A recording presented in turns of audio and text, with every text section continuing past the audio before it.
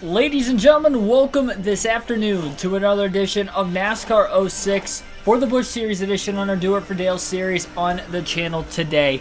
It is a Memorial Day doubleheader, and in the second race of the doubleheader today, I have something a little bit special planned for this day of remembrance for those of maybe whoever may be family members or someone you know, or just in general supporting the troops today on the channel. You'll want to tune in for that second race later today as well. We'll do some special things that are planned for that. But our first race of the doubleheader day, pretty straightforward. NASCAR Busch Series racing at the Atlanta Motor Speedway. And again, it's our Do It for Dale series. Not a lot of luck in the Busch Series season so far for Dale Earnhardt Jr. coming into today's race. He currently sits 22nd in the point standings following the first 4 races of the year. He does have a win, but that is pretty much it. It was at the UPS Speedway in a very different race compared to most this year, where he was able to stay out of trouble. Got a lucky break with the caution where he was able to take 4 fresh tires on a late race restart, and there weren't that many cars on the lead lap when the caution had come out that he only lost a couple positions and ended up going from 5th to 1st in the last 30 or so laps of the race on a short track to win.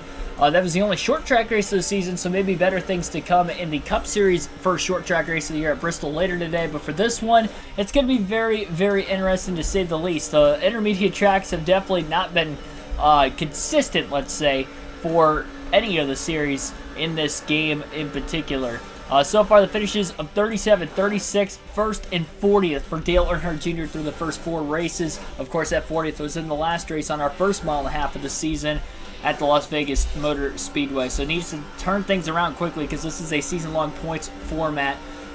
For those of you wondering why I did not stream the last couple days, I was asked actually in a comment section. I was at the Indy 500 yesterday. I tried to give you guys as much notice as I could, but I was at the Indy 500 yesterday, came back home last night, watched the Coke 600 from the comfort of my own couch, and actually saw probably about the first 2/3 of the race while I was at the on the way home. My grandpa was driving, he went with me, so luckily with him driving, I was able to watch the race on my laptop with my mobile hotspot on my phone, and I was able to watch every lap of the race last night. Absolutely wild. Post-race analysis video will be on that coming up as soon as I could possibly get that edited.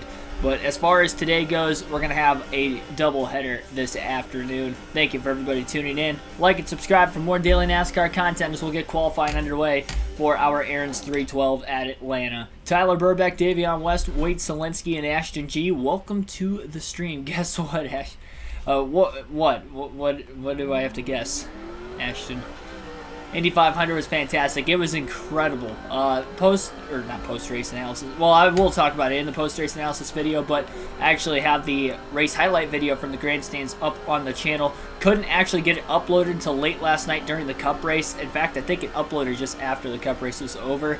I edited as much as I could on the road, but my hotspot was enough for me to be able to run Hulu on my laptop that I was able to watch the race, but unfortunately, it took like 2.5 hours, and every time I'd lose connection, it would take longer than that, going through Indiana and into Northwest Ohio way back home yesterday, so I was not actually able to get that up on the channel.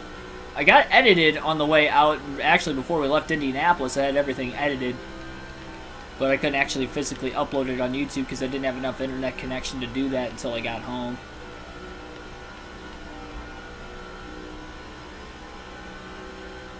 I haven't been able to check the fantasy standings yet. 29.998, and that will be a pole for Dale Earnhardt Jr. on the opening lap of qualifying. So his 3rd pole of the Busch Series season. Can he finally turn that into another win? Ethan, welcome to the stream. CGR still won the Indy 500. Lesser known driver instead of Scott Dixon or Jimmy Johnson. And honestly, Alex Palou dominated early with Dixon, but I think he could have been there if he didn't have an untimely caution earlier in the race, for sure. Mark DeMars, welcome to the stream. Got your old PSP working? That's pretty cool, man. Blast from the past. But, yeah, I'll have to check out the fantasy when I'm doing the post-race analysis video from the Coke 600 last night. Green flag is in the air. We're going to be underway at Atlanta. Dale Jr. leads the field to the green, but having issues taking off on the restarts at Atlanta. in particular for the race weekend in the Cup and Truck Series. Oh boy, Junior almost lost the bottom to Casey Kane in the 79 car, crowded him quite a bit. going to get up to speed on the backstretch, and he'll be able to hold on to third, but the second and fourth place car is going to get around him quick, and it'll be Matt Kenseth who qualified on the outside of the front row, who is actually going to be the leader at the end of lap 1. What kind of a race are we going to see today at the Atlanta Motor Speedway? The Cup race was wild here last week on Thursday night, excuse me. It's the last time we had streamed NASCAR 06. I think there was a lot of commotion in the back of the pack off the exit of turn 4. Might have been a stack-up of some sort, but we continue to stay green. Junior overdrives turns 3 and 4 just a little bit. He's going to go up the racetrack and off the exit of turn 4. He has a car looking low on the front stretch. It's his teammate Martin Truex Jr. He'll be able to hang on in third, though. But Kenseth leading the opening laps early. A little bit of a weird race, like 202 laps, so we'll see if that turns into a fuel mileage race by the end of it. On this mile-and-a-half racetrack. Jackson Thomas, welcome to the stream. I felt bad for Dixon, though. Speeding penalty that late in the race. Out of a veteran, too. Felt bad for Jimmy Johnson's wreck. He just overdrove the car. He just ran way too low in turn 2. So all the wrecks, I was sitting in the short chute of 1 and 2. I didn't see any of the wrecks actually happen when they happened. There was one where I saw some smoke. I think it was the very first accident at lap 36 or 37 in the middle of green flag pit stops. I believe that one happened. Or no, that one might have been just after everybody pit. But regardless of the fact, I saw the end of that one, and that was about it. The other ones, I didn't even know they happened until the Videotron said caution. So I actually didn't get any of them on camera. Despite the fact that 4 of the 5 were in my end where I was sitting. Well, not like directly where I was sitting. I wasn't sitting in turn 2, otherwise I probably would have seen all of them. Sitting in between turns 1 and 2. Earnhardt getting a little loose. Flirting with the apron. That's been an issue in the truck and cup races, and even in practice in the Busch race for Dale Jr. as well. Running really hard trying to catch up to the top 3 right now. Or the 2 cars ahead of him as he sits in third. Austin Dillon had a great shot to win yesterday. Great strategy at the end of the race. They saved the tires, and he had an insane run. People were faulting him for that wreck, and he didn't even make contact with Larson. He wiggled underneath him, but he kept it off the 5 car. They were just 4 wide off the exit of turn 4. They were never going to make it. 4 wide at Charlotte. Off the exit of either corner. It wasn't going to happen. Tristan Heidenkamp, welcome to the stream. Forgot to put the picks in, got like 400 points. Yeah, it does save from the week before. The only problem is if you forget it, you can't put any bonus points in. My team did pretty decent yesterday. Kyle Busch almost won the race. That was my prediction.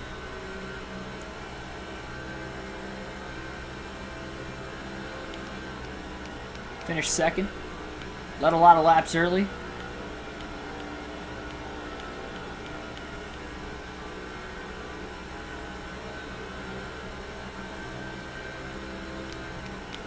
Dale Jr. is just slowly, and I mean slowly in the opening 8 laps, creeping up on the top 2. Obviously, we know the 8 car has some speed. If he can get into the clean air, that could be good things for him. He did lead the most laps in our Cup Series race at Atlanta, so he did get 10 bonus points despite the fact that he ended up finishing in 16th. Pit strategy he tried to play out in that race just did not work with that long green flag run to the finish. Again, clipping the apron in turns 3 and 4. Has to hop way out of the gas. You saw the car wiggle a little bit.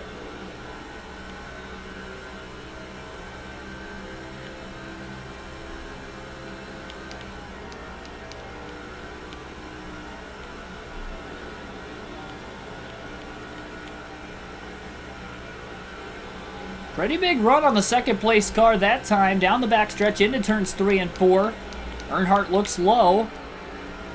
Not going to be able to get there. I think that's Brian Vickers right in front of him in the 57 car.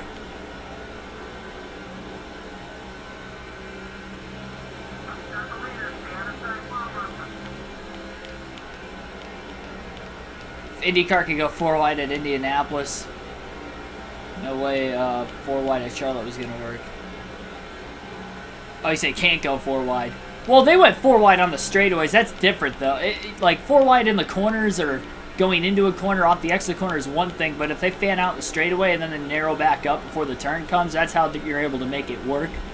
Obviously, the difference between IndyCar on the restarts yesterday was, for one, they weren't up to speed yet, and they were on the straightaways, and for two, you know, they were already up to speed off of turn 4 in the Cup race, and it was off the exit of a corner, so it was when the track narrows up. It's different if it would have been, say, on the back straightaway, they would fan out, and then by the time they make it into 3, they'd be side by side again. And Junior definitely faster than the second place car. Kevin Harvick, or sorry, Matt Kenseth rather, in the race lead is pulling away just a bit. Earnhardt looks low into turns 1 and 2, side by side for second as Dale Jr. tries to take over the second place position. And he'll get around him, clear off the exit of turn 2. We'll see on the longer run in this race today how it's going to pan out, because in the Cup and the Truck Series race at Atlanta that we had last week on the channel, loose was the tough conditions when you got into the second half of the tire stint. We'll see if that'll be the case today and how this 81 team can be able to adapt to the changes as this run carries on. Jacob Givens, welcome to the stream.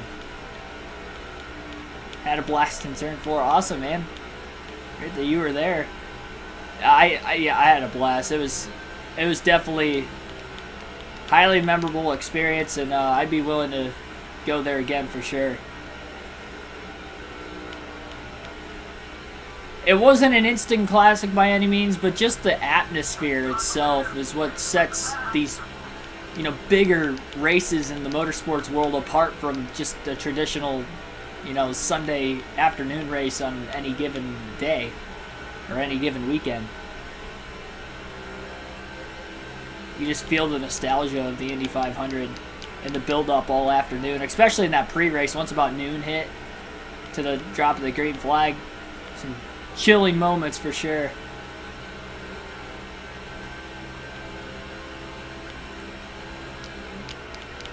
Earnhardt trying to really wide arc into turns 1 and 2. He was able to make the pass for second place. He hasn't really closed in on Kenseth since.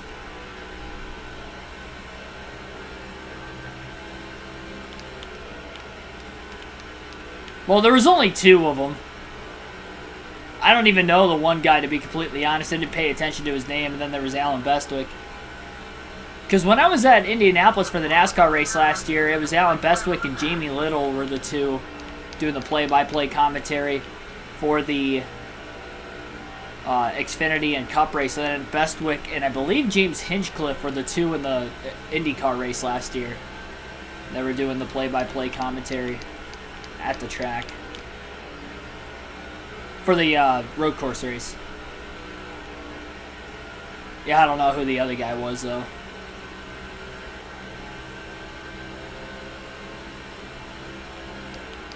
I should probably know who it is, but I don't really watch IndyCar enough to know who the other guy was that was talking.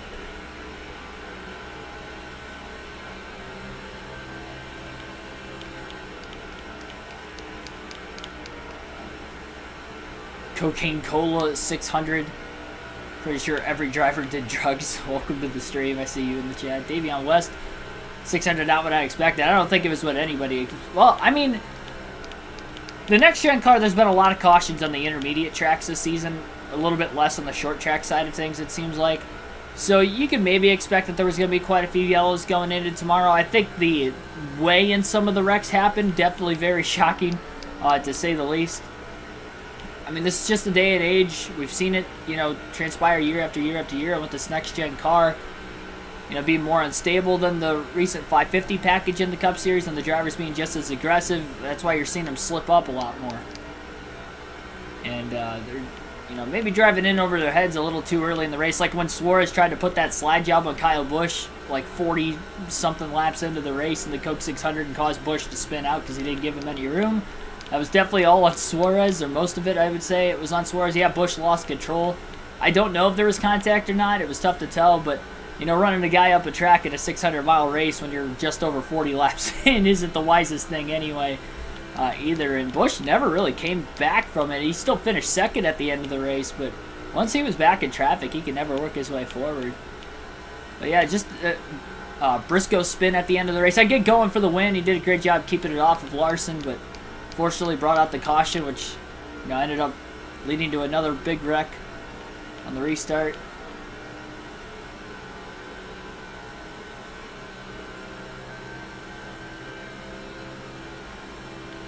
I didn't see any of the crashes happen when they actually happened at Indy this weekend. I only saw them like on the Jumbotron on my end of the track. Like I didn't actually, like it turned to, I was sitting in the short chute of 1 and 2, but I saw smoke from the first accident around lap 36, 37. And I kind of saw the tail end of it, but I didn't see any of the others. I was focused on the leaders that when those wrecks are happening in turn 2, I just didn't look. Wasn't looking at the time. Usually I have a pretty good eye and I'm able to catch it like right when it happens, but for whatever reason that wasn't the case for me yesterday.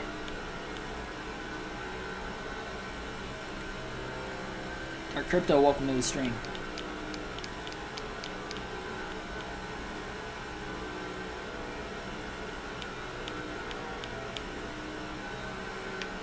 Earnhardt a little loose off turn 4.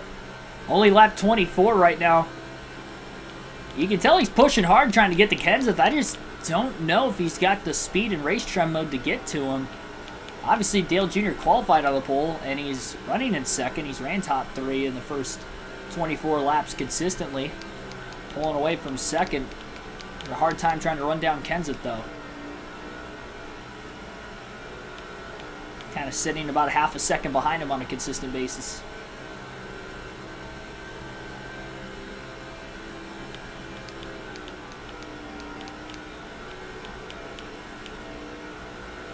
I've been to a couple IndyCar races now. That was my second one yesterday at the Indy 500. And it's definitely a lot more different than a NASCAR race. Even on the oval side of things, that was my first IndyCar oval race. But you can the strategy and the way all that plays out is far more different from NASCAR. And the overall racing aspect, you can definitely feel it, but it doesn't mean it's bad. I mean, I've definitely grown into liking IndyCar racing, watching a little bit more of it over the years, even before I went to my first race last season. If it's on the same time as the Cup race, I'm not going to watch it because I'm watching the Cup race on Sundays or Saturday nights. But if they don't intertwine with one another, I try to keep up with it.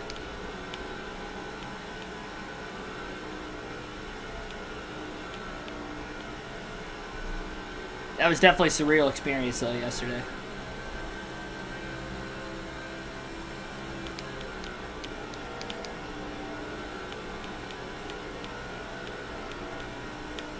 Earnhardt a bit quicker than Kenseth that last lap. Really good through 1 and 2 as well.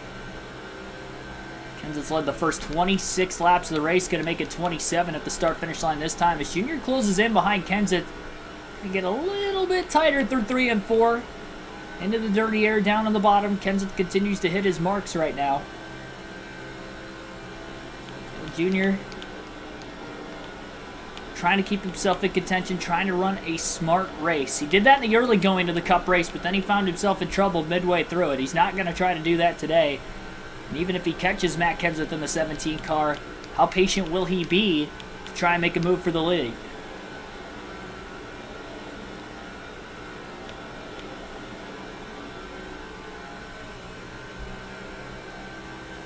Earnhardt has a run. Again, closes on Kenseth into turns 1 and 2. Kenseth goes a bit wide on corner entry. Earnhardt down to the bottom. A lot better of a round through 1 and 2 that time for Dale Earnhardt Jr., and he is looking for the lead. Kenseth going up to block into turn 3. Earnhardt down to the bottom, looking for the lead on Matt Kenseth. Not going to be able to get around him that time. Again, we've seen how unstable the cars and trucks are in this game, and how aggressive will Dale Jr. be in the early going of this race to try and get around the 17 of Kenseth. Again, into 1 and 2. Kenseth tries to throw a block that time. He makes contact with the 81. Up the track, nearly making contact again as Kenseth holds on to the lead. That time, instead of Dale Jr., it was actually Matt Kenseth with the aggressive attack that time. Nearly wrecking both race cars. Jr. had to hop way out of the gas as he got shoved down to the inside line and onto the apron into turn 1 and just rolled way out of the gas, was on the brakes a little bit, let the car drift back up the racetrack, hop back in line, and now he's going to have to try to run Kenseth down again. Kenseth on the outside through turns 1 and 2. Not a lot of grip up there. Earnhardt closes in quite a bit. I'm sure Dale Jr. did not like what Matt Kenseth did a couple laps ago, trying to hold on to the lead. Kenseth again running the middle lane through 3 and 4 as Earnhardt closes again through 3 and 4, digging hard. Got to calm down, though. He was able to catch the race car pretty quickly that time.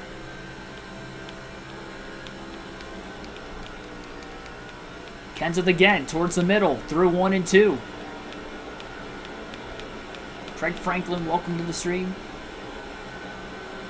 Kenseth guarding the bottom this time, but will he go wide into 3 and 4? He's having problems trying to stick the bottom the last couple of laps.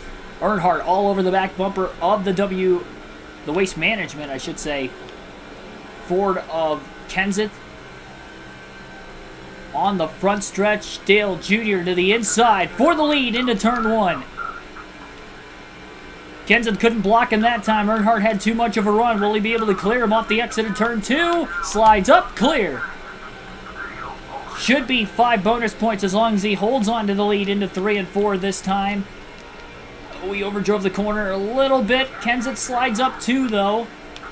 Looks low, and we have a battle for the lead. 5 bonus points. Earnhardt by half a car length will lead his first lap of the race. Kenseth down low. Dale Jr. up high. Jr. going to try the crossover. Not going to be able to get around him that time. Into turn 3. Kenseth misses the bottom again, though.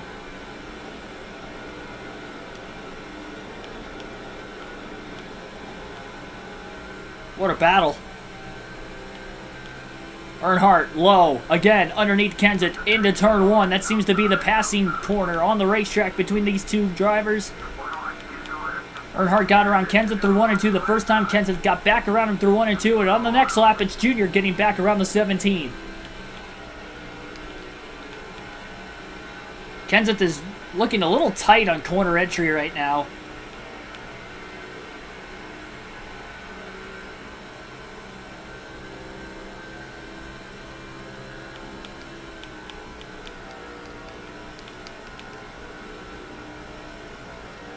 A lot if you really think about it. 5 bonus points.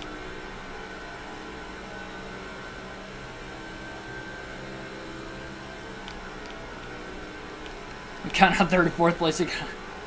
Top 2 leaders quick. Yeah, that is true. Oh, man, Jr. way too aggressive through 3 and 4. He started pulling away from Kenseth. And every time he does, he slips up just a little bit. That's how Kenseth got back around him a couple laps ago. And into turns 1 and 2, Earnhardt maybe just pushing a little too hard.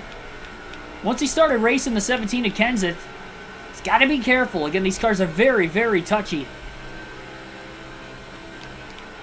Jr. wants so badly to just run a good, consistent race from start to finish, something he has failed to do in both the Cup and the Busch side, even though he has a win in both the Cup and the Busch Series this season.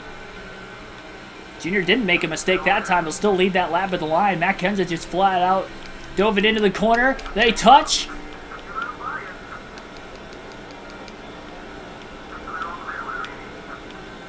And the 81 just dropped in line behind the 17. Kenseth got into the Junior that time. Junior got into Kenseth.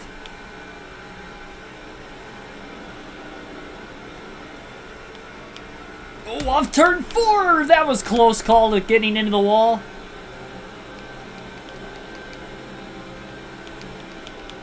These guys are driving like it's the last lap right now. And I don't know that they're going to be able to keep driving like this. Junior with a run. Kenseth. Oh, he just squeezed Earnhardt into the wall. Both cars catch it into turn 3. Kenseth might be in the wall again. And Junior's out in front. About 0.8 of a second ahead as Dale Jr.'s back in the lead. That was the second time Kenseth threw a bad block on Dale Jr. The first time was on the inside into turn 1. That time it was on the outside going into 3.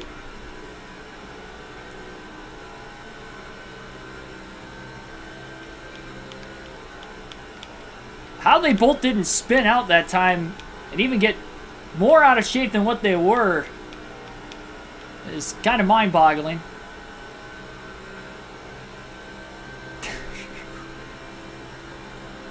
It was stated that Kenseth was an ally, but that was not an ally-like move.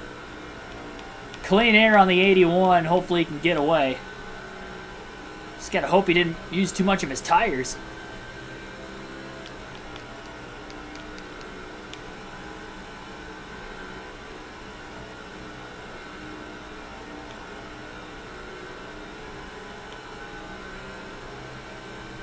Sprinter of Black, welcome to the stream.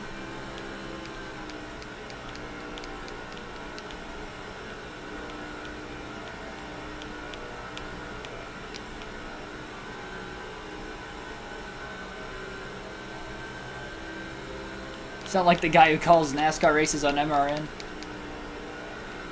Which one? Dale Jr. is struggling right now with the handling of his race car. Kenseth again, starting to close just a bit.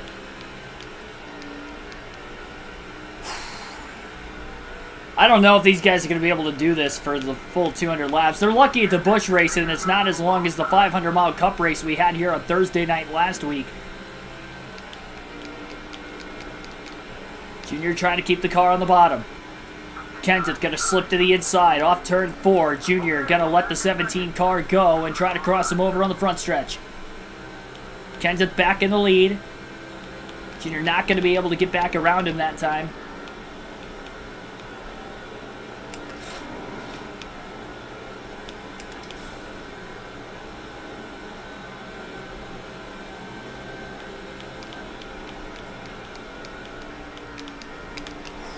Gotta be careful, you don't want to touch that apron. Junior trying to manage the throttle as best as he can. Not that far away from green flag pit stops. Likely in the next 10 to 15 laps you're going to see some cars pit for the first time today. Leaders haven't caught lap traffic yet. They're still quite a ways ahead of third. Earnhardt, pretty wide angle into 3. Chopped it off maybe a bit too early.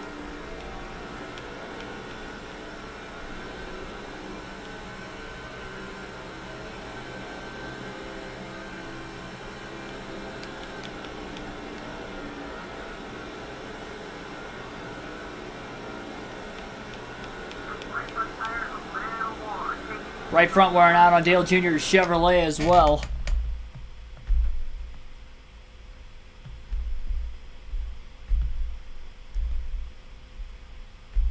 This is just... These bots, man. We didn't have any in the last stream. Commentary for the Truck Series race on Friday night last week. We didn't have any. And I was off for the weekend. So if you think about it, it's been 4 days since we've seen a bot in the chat.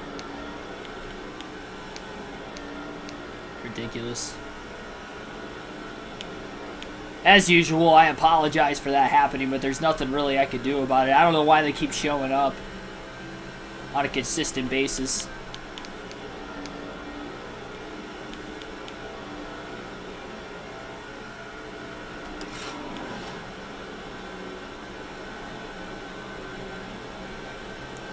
Dale Jr. just trying to force Matt Kenseth in the 17 car to make a mistake. Not really happening, though. Oh, well, almost spoke too soon. I thought Kenseth was going to get in the wall there for a moment. Turns 3 and 4.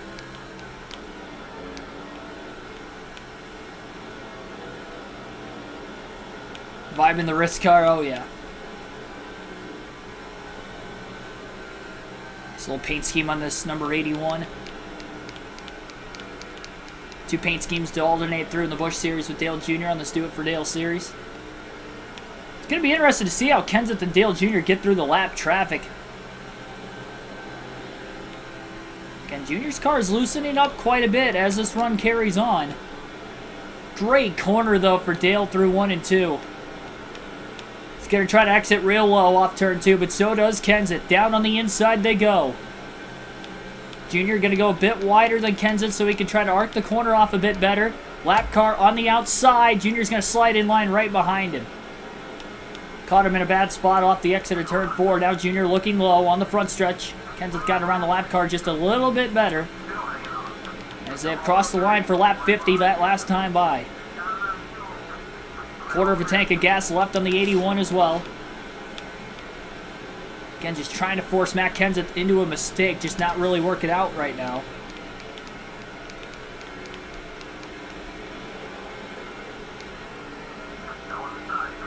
Lap car battles back towards the inside of Dale Jr. Jr. kind of clipped the wall.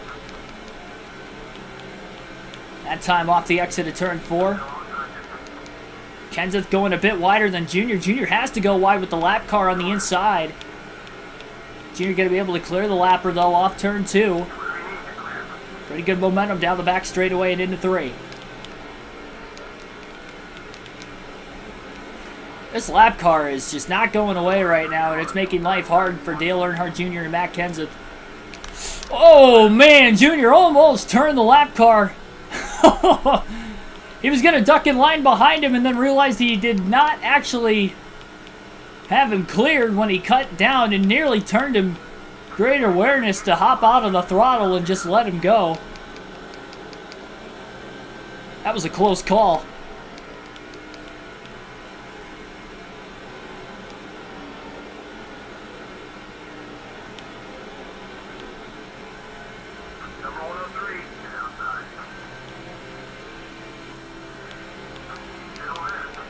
Yeah, the Intimidator button hasn't worked out well for me in 06. NASCAR 04, NASCAR 05, it would work. But NASCAR 06, for whatever reason, I have not gotten anybody to budge loose because of it. It's almost like it's broken in this game. Broken in the sense it doesn't work. Guess that's the definition of broken. Part of it.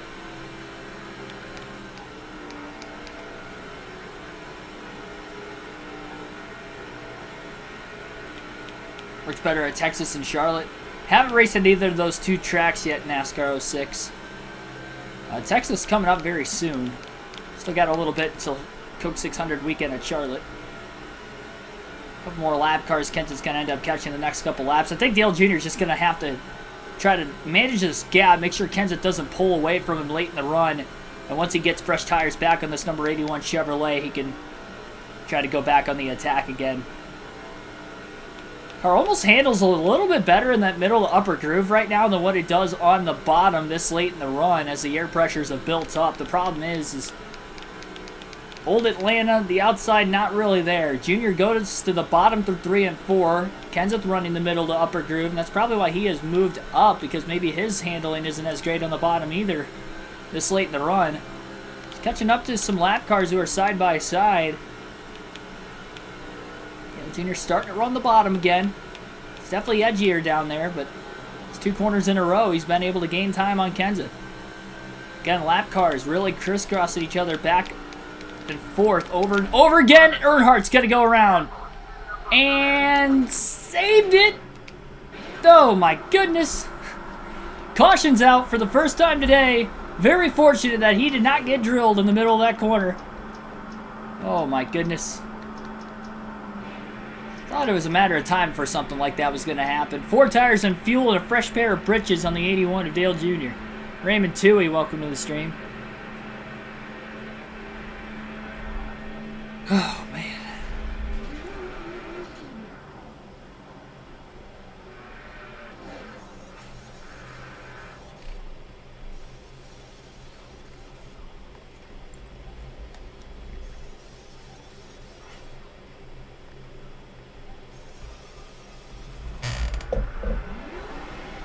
I clipped the apron a little bit. Lost it. Only 1 car still lapped down. Green flag back in the air. Kenseth won the race off of pit road, I believe. Actually, it might be Bobby Labonte in the 19 car who won the race off pit road. Dale Jr. loses 2 spots, falling from 2nd to 4th. The green flag is back.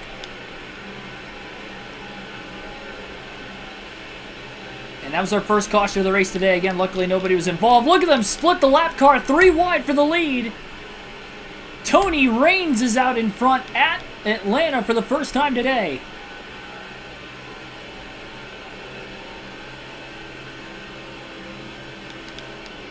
Dale Jr. just does not take off well on the restart. Ooh, Joji, welcome to the stream. Kenseth got stuck behind the lapper. He's back in third. Losing the lead on the restart. So now Kenseth and Earnhardt battling with a little bit of dirty air. So you're going way up the track. He is pushing hard, trying to catch the cars in front of him. Been really pushing extremely hard from about lap 30 onwards. Kenseth blocking Dale Jr. down the back straightaway. Remember, Kenseth has been extremely aggressive with blocks on Jr. already today, and Jr. slides up the track a little bit, taking the line away of the 17, and the 17 maybe did not appreciate it. Side swipes Dale Jr. as Jr. makes the pass for third place.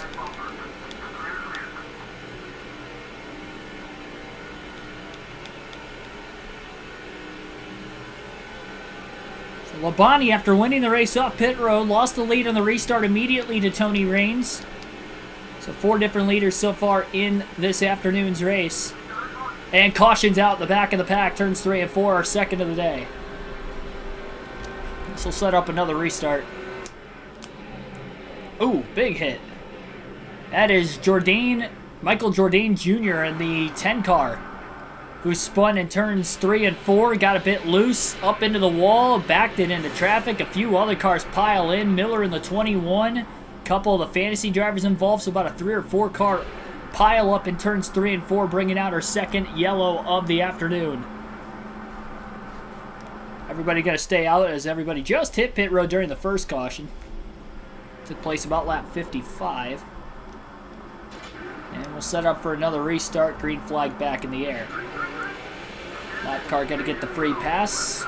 Kenseth got off to a better launch than Dale Jr. Jr. blocking the heck out of Kenseth as they roll into 1 and 2. Oh, Martin Truex Jr. to the outside of Matt Kenseth. I don't know if he's going to make it work. They are 3 wide. Now Kenseth goes to block Jamie McMurray. May get underneath Dale Jr. off 3 and 4. And does as the top 2 get away initially on the restart of Tony Raines and Bobby Labonte. Side by side for third. Kenseth trying to get right around Dale Jr. again.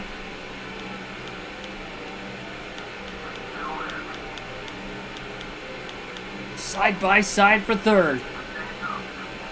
Here's the battle. Kenseth clips the apron. He's all right. Off the exit of 4. He should have Dale Jr. cleared, and does. Now the 120 car down to the bottom, trying to make a pass on Dale Jr. Jr. squeezes in line, tries to, but couldn't hold it. He was carrying a lot of speed into turn 1. Too much so that he couldn't get down to the bottom, even though he had just a tight gap to be able to do so. Kenseth ran a bit wide off the exit of turn 2. He may lose a spot. This is narrowing up quickly. And a battle for third place.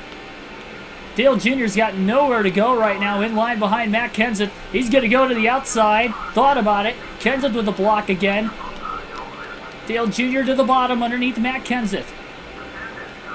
120 car on the inside will jump to third. Earnhardt way down low.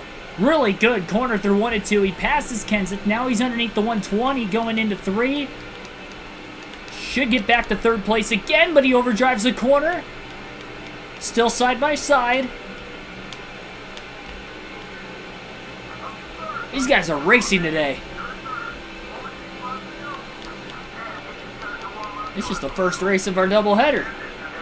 Next race will be the Food City 500 at Bristol for the Cup Series on NASCAR 06. Junior in third, Kenseth in fourth. The battle between the 17 and the 81 has been so great from the start of this race today. Junior again on the apron, gets into Kenseth to try to miss him to the outside. They're both going to lose 1 spot, it looks like. And they're going to lose even more time as they have to get the momentum back on the front straightaway. Kenseth gets around Dale Jr. Jr. just overdrove the corner again. And as these two battle, the top 2 are getting away, and even third place as well.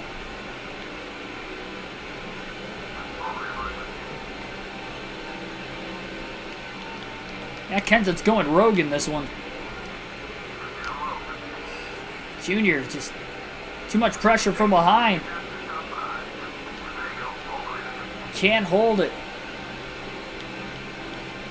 Kenseth and Earnhardt struggling after this last race. Oh, we got another caution in the back of the pack. My goodness. That was behind the leaders into turns 1 and 2. And the 138, actually debris. Debris on the racetrack bringing out a third yellow. The 138 was involved in that second wreck after Michael Jourdain Jr. had spun into the wall. The 138 was the first one that hit him when Jourdain backed it back down the racetrack again. Let's see if the leaders stay out this time, and they will again. So again, everybody stays out. Just a bunch of the field back up. Dale Jr. just keeps losing spots on the restart, though, and he does not take off well, and then he has a lot of pressure. Third yellow. Green flag back in the air, and Shane Neal is to the outside of Dale Jr. into turn 1. That's not going to work. Church Jr. down on the bottom. Man, almost got underneath his teammate. Earnhardt slides up, clears Neal, back to the bottom, clears Truex. 3 wide up ahead into 3 and 4. He's inside the top 5. Truex on the inside of Dale Jr. Getting up to speed. That's the lap car up high.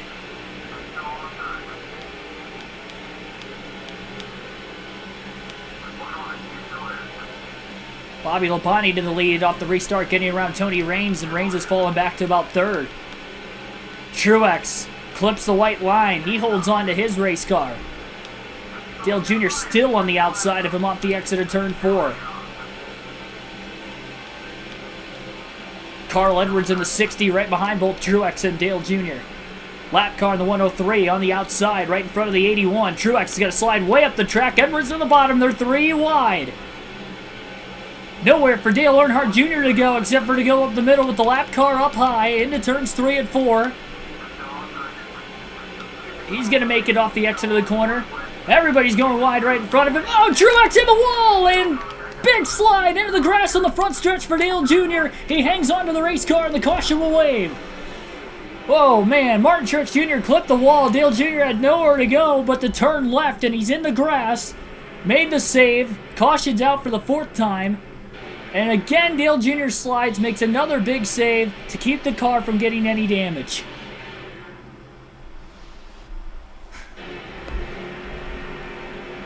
Survival of the fittest in this race today at Atlanta.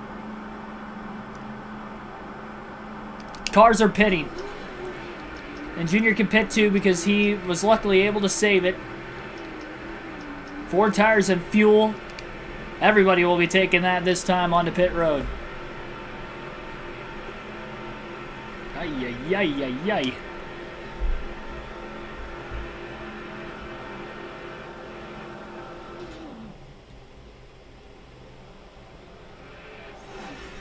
Whatever color red and brown mixes into, that is going to be exactly what Dale Jr.'s fire suit is going to look like at the end of this race today.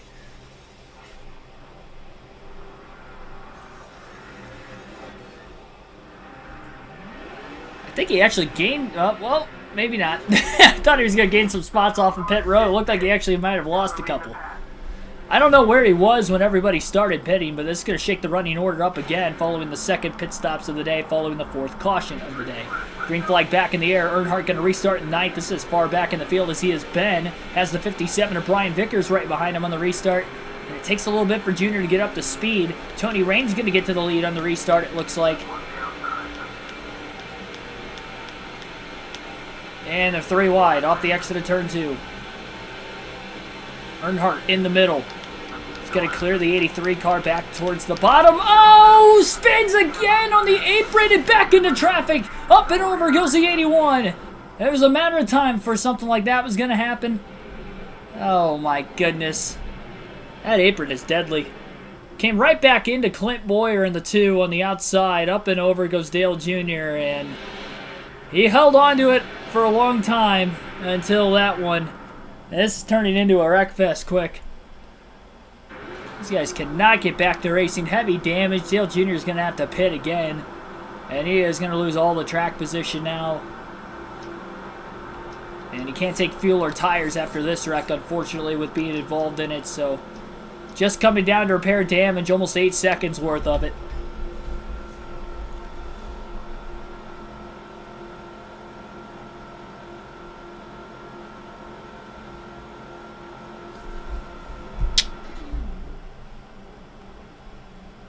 Well, there's a flip in real life on a 1.5 miles last night. There's a flip today on a 1.5 miles virtually.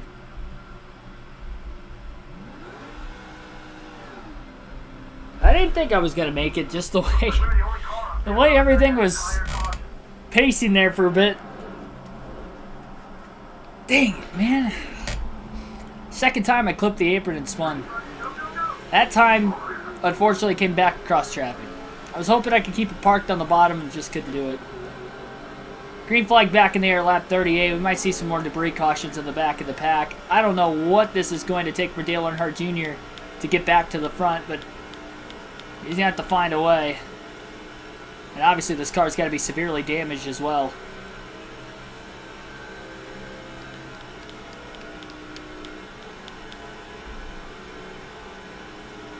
At least I landed it, unlike Buescher. This is true.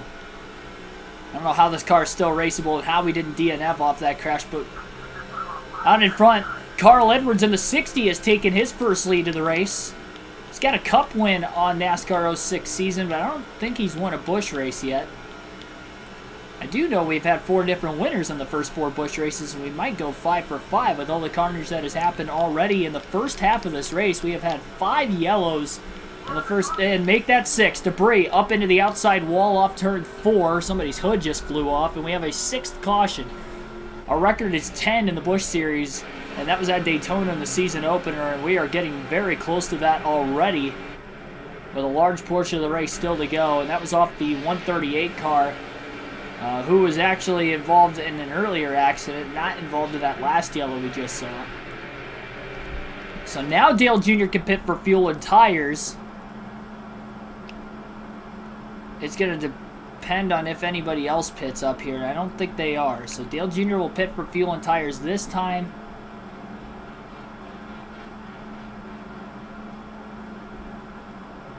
He was not involved in that accident, so might as well top off at the back of the pack. Take the 4 tires, and we'll have to see if he can drive back through there.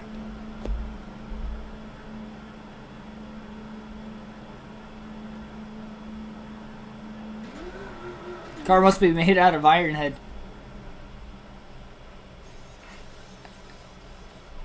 Yeah, flipped and still going. I don't know how much speed got taken out of it. I would assume quite a bit. It's all running good. So we just kept having caution after caution. Just don't take off well in the restarts. And we kept losing spots. That put us in the middle of the pack for that one.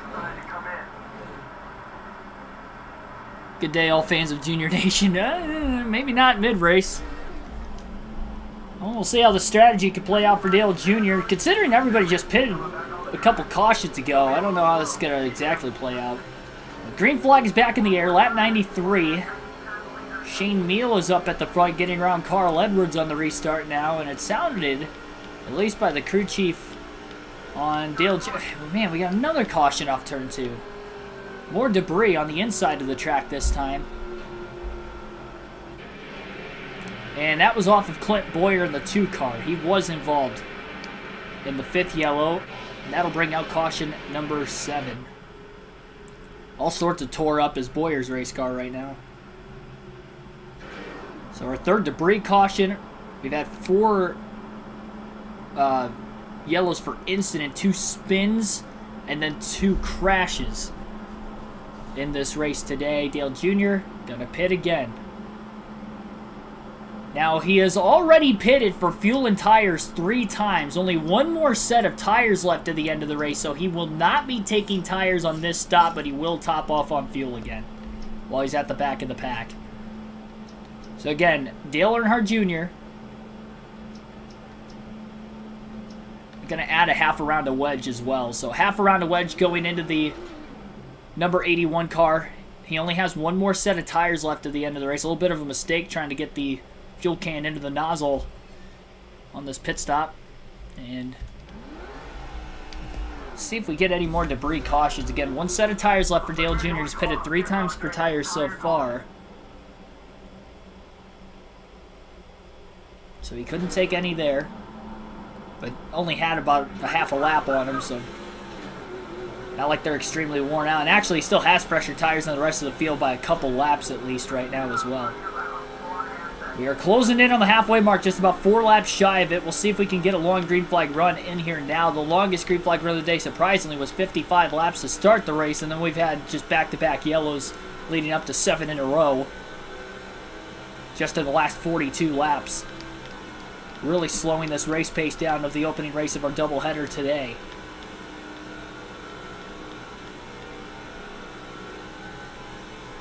Restarts at Atlanta were pretty crazy in the truck and the cup race, and that stays the same in this Busch Series race today as well. Junior's hoping that the adjustment of putting the half around a wedge into the car is going to help it. Hopefully on the longer run. Glad you guys are liking the stream right now. Be sure to hit that like button if you haven't already. We've had 12 likes. Nearly 20 people watching at one point in time earlier on in this race today. We'll see if we can get there as we get into the second half.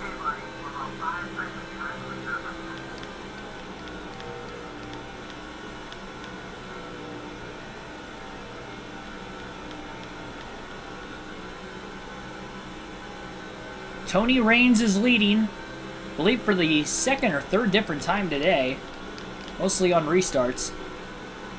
And now Carl Edwards is just taking the lead off turn 4. A couple cars way down on the bottom of the racetrack right now as they nearly had a wreck off of turn 4. They're stacking up again into 3. One car pulls up into traffic.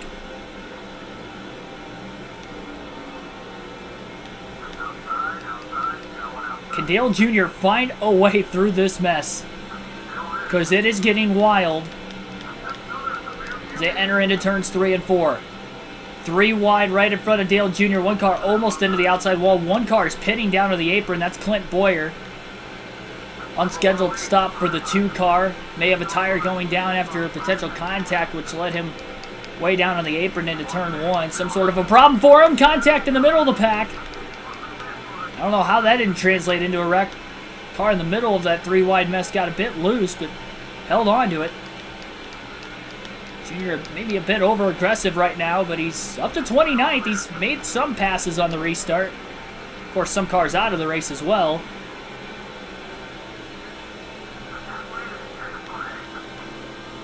Love the modifieds. Yeah, I didn't plan on doing any for NASCAR 06. Looks like there's another slow car on the racetrack. Actually, I think that's Boyer coming off of the pit lane. I think he's cycling off.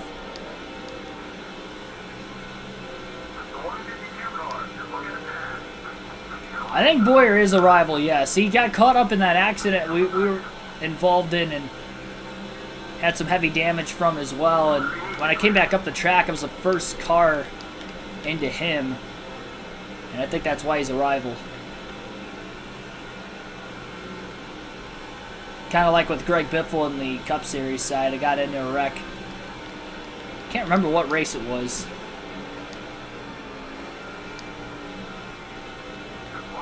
Might have been Vegas. The problem with putting the wedge into the car is now a little bit tighter in the middle of the corner in traffic, and obviously Junior is in traffic because of being involved in that accident a few cautions ago. Still has time to get through this. Have to pick them off one by one. I don't know if he made the right adjustment change. He's hoping that for the longer run, when it loosens up, it's not going to be as bad. That was the hope with tightening the race car.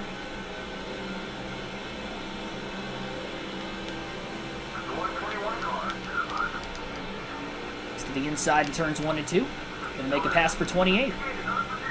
Looks like the 184 car might be a rival as well, potentially involved in that 5th caution of the day with Dale Earnhardt Jr. That's Clark, one of the generated fantasy drivers in the Busch Series in this game.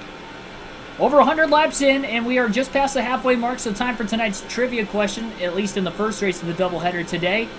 Only 4 drivers have ever won back-to-back Busch Series races at the Atlanta Motor Speedway. Who are the only 2 drivers to do so for Ford? So again, that is tonight's trivia question. Who are the only 2 drivers in the Xfinity Series to win back-to-back races at Atlanta in a Ford? Answer to the trivia question will be at lap 115. If you guys do not get it before then, I'll be trying to keep a close eye on that in the chat. See if any of you guys get that correct.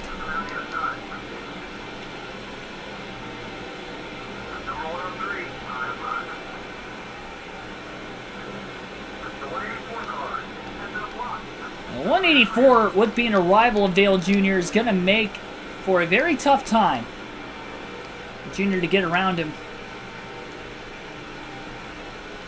especially cleanly.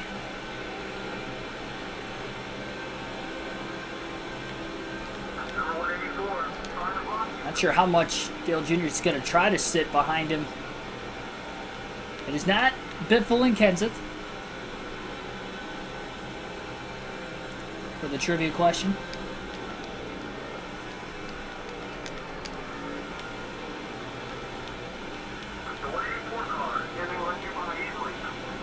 Not Kyle Busch and Kevin Harvick. Now, both of those 2 have won back-to-back races at Atlanta. Those were the other 2, but those were the 2 that weren't for Ford.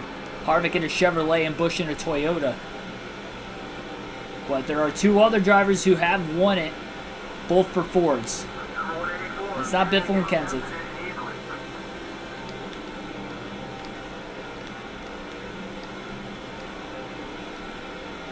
You guys can have multiple guesses. For those who have answered and have not gotten it correct. Dale Jr. looking low, down on the bottom, underneath the 184, side by side, in turns 1 and 2, really hoping that 184 car does not hook a left and take Dale Jr. out. He did not. Jr. makes the clean pass, and he's up to 26. He just got to brush the wall off turn 2, trying to make sure he cleared the 184.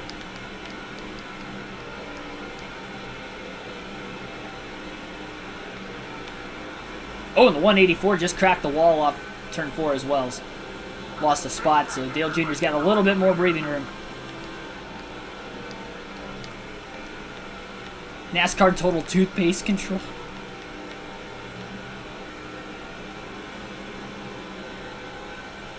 It's not Carl Edwards and Brad Keselowski either.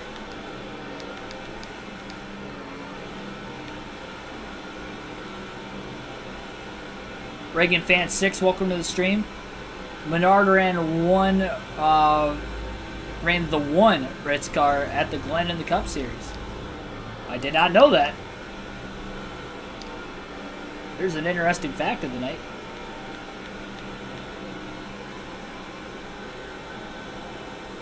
Yeah, only 2 more races on Fox this year, then NBC takes control for the rest of the season. And both the races are on Fox Sports 1 next week at Gateway and the week after at Sonoma. I'll be at Gateway for the Cup race, so no live race commentary next week as well. But the race highlight video will be on the grandstands just like I had from the Indy 500 yesterday. So definitely check out the Indy 500 highlights from the grandstands after the stream today.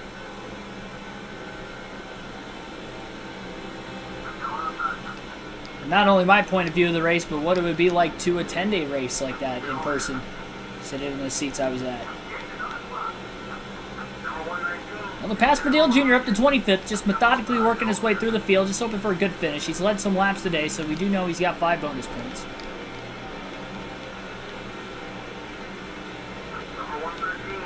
Work his way underneath another car on the backstretch. And underneath another car into turn 3.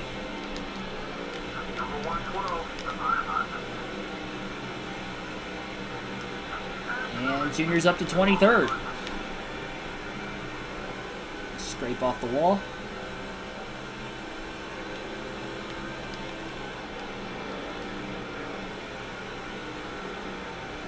Tim Irvin, welcome to the stream. The Coke 600 was something else. That is probably the best way you could describe it.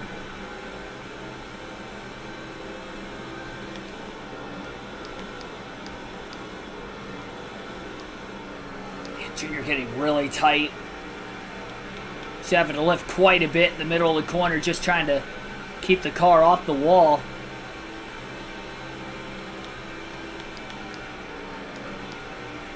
Oh, your birthday was yesterday. Well, happy belated birthday, Tim.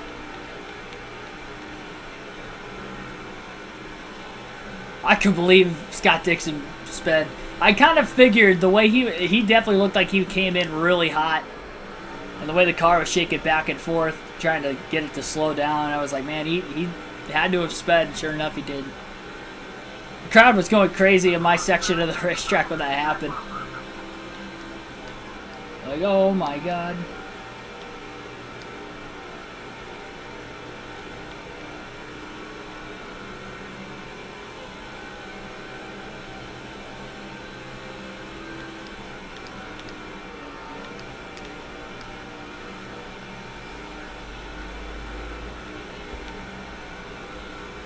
We'll alternate through the different camera angles for the first time in this Busch Series race today at Atlanta.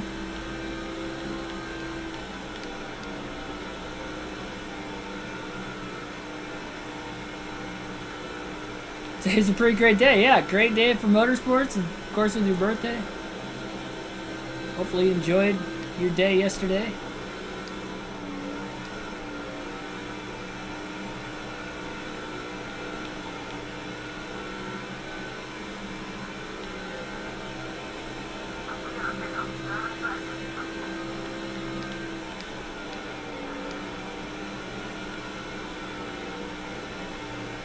Dale Jr. doing the best with what he has right now for a race car, but those adjustments might not have gone in the right direction, and he has stagnated outside the top 20 on even overall race pace and speed. Just unable to keep up with the cars in front of him. Still pushing hard, as he has most of this race today.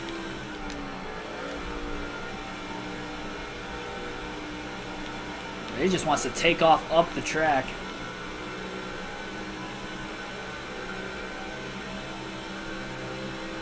Oh, Dale Jr. was at Indy? I know Mike Tirico was there again. I heard him over the PA at one point in time.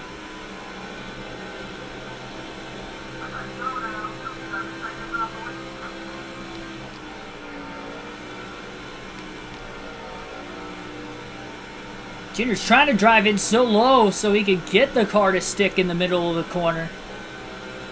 It's only 7 seconds off the race lead. He's doing a lot right now just to try and keep this car stuck to the track.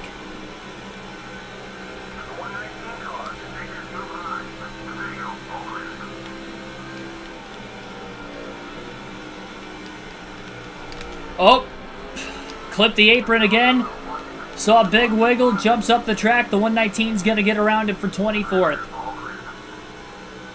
Nathan Elliott, welcome to the stream. Oh, nice. You got a autograph from Dale Jr. I saw him at Indy last year, but I had to stick around for an autograph. Because he was commentating the race in turn 7. I would have saw him during the Xfinity race. Is where I saw him.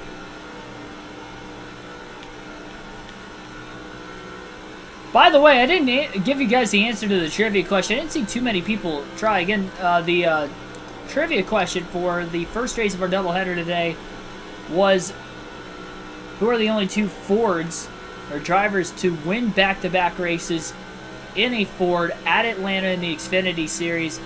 I didn't see anybody answer that question correctly. The answers to the question were Mark Martin and Jeff Burton. Saw some Kenseths and Biffles, but did not see the correct answer to that. So Jeff Burton won back-to-back races on a Ford in the Xfinity Series at Atlanta, and so did Mark Martin.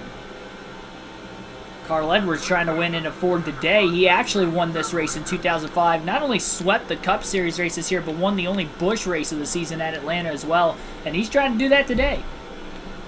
By winning this race at least. He didn't win the Atlanta race.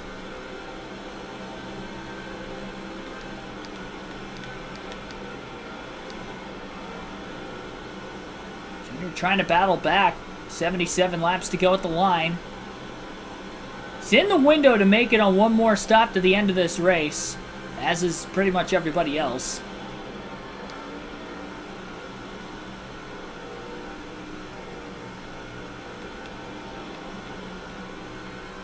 Not sure when that stop is going to be made.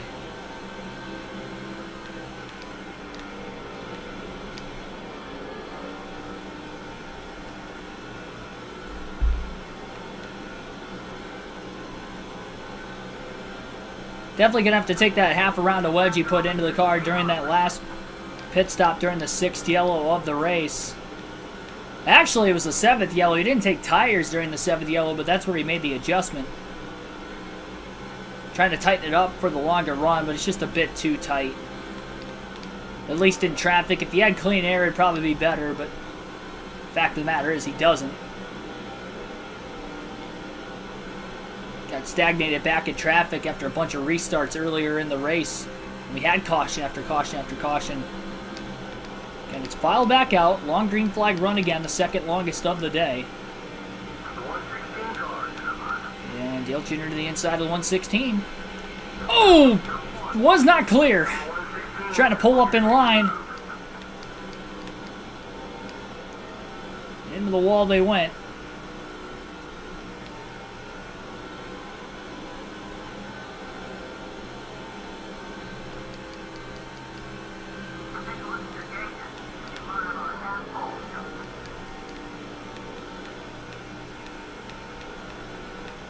Big mistake for Dale Earnhardt Jr. trying to make that pass on the 116 car. That adds more damage to the right side. That's only going to tighten the car up even more.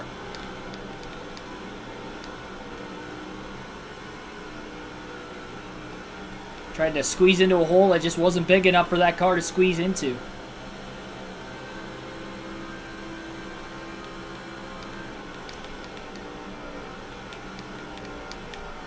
Down on the apron into 1 and 2. That's...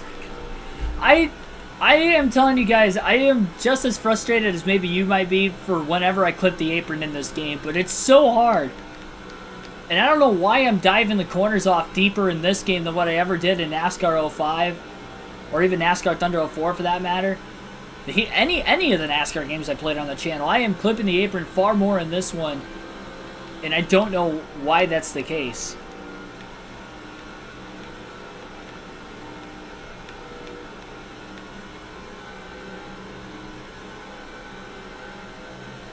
Patrick Shadley, welcome to the stream.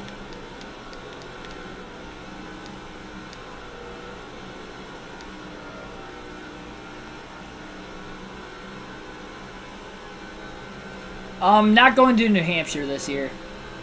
Good chance next year, but not this season. Now, the only races I'm going to in the summer months, technically, I guess, would be next week at Gateway, and then Michigan in August.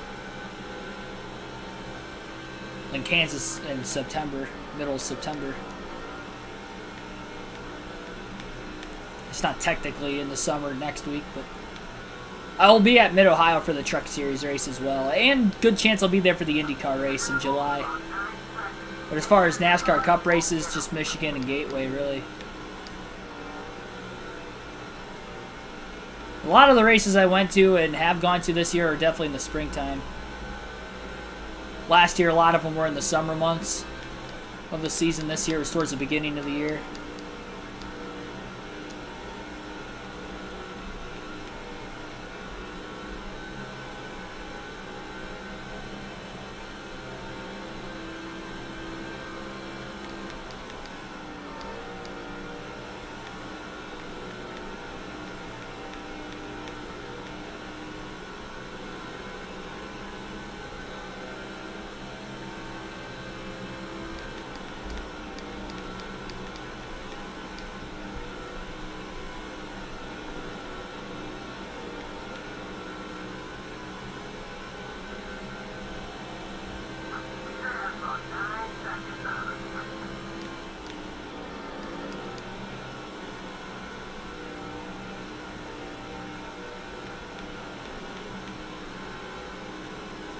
No, the race did end under yellow.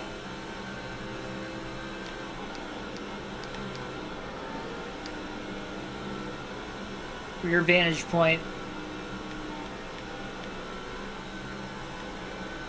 They could have restarted. No, they can't. In IndyCar, there's no like guaranteed green, white, checker finish. That's why they threw the red flag when they did. They tried to manufacture a green, white, checker finish without going past the scheduled distance, because in IndyCar you can't go past the scheduled distance. NASCAR is really the only main motorsport you can. I guess technically in dirt racing it's kind of that way, but caution laps just don't count in dirt racing, so I guess it would be kind of natural by their rules as well. So Dale Jr. about 9 seconds off the lead and may consider short pitting to the end of this race. There's a very good chance he'll be pitting this time by.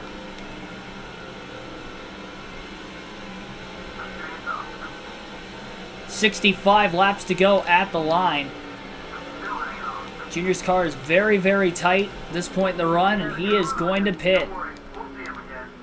4 tires and fuel for Dale Earnhardt Jr. This is the money stop. Can't pit for tires anymore the rest of this race today. And going to take that half around a wedge out of the car that he put in during the last stop. So caution's out. Oh boy. Or sorry, no caution's out, but final pit stop is on the horizon for Dale Earnhardt Jr. trying to pit before anybody else. And it looks like there's a mistake as the front tire changer having issues trying to get the right front tire on the race car. This is going to be a lengthy stop for Dale Earnhardt Jr. He was stuck in 22nd when he pitted in traffic, and this is going to cost him. Look at how slow the stop is. 23.3 seconds for Dale Jr. on that stop. He's obviously a lap down, but which we figured he was going to be with short pitting, but that had to have cost him quite a bit of time. And now he's going to try to make as much of it up on fresh tires as he can. No guarantees that that's going to be the case. That's a heartbreaker for the 81 group. And we've got more cars on pit road this time. So as soon as Junior pit, a lot more cars are in as well. Ryan Blaney does need to win. I thought we were going to get another upset winner for the longest time last night, too. I mean, it's an upset in the sense that Hamlin's still well outside the top 16 in driver points, but he did already lock himself in the playoffs with a win at Richmond. Now he's won 2 races this year. That's the second mistake on a pit stop today. First it was the gas man earlier, and now the tire changer on the front side for Dale Jr.'s 81. Chance 2 Motorsports Group. 2 bad pit stops for Dale Jr., but this one's under green flag conditions. Definitely costly.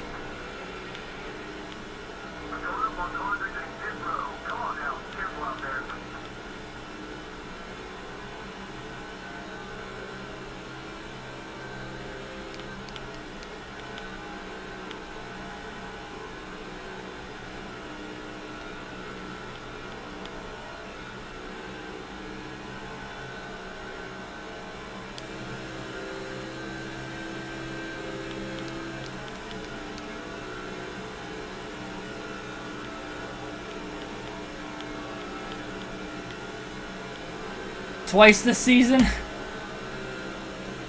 I've been keeping track between series, you know, what series that certain mistakes have happened and exactly what team member it was that made the mistake.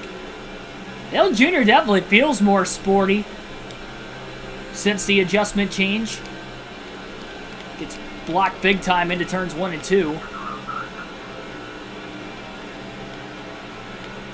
Off the exit or 2, he's looking low and still just can't get around the car in front of him.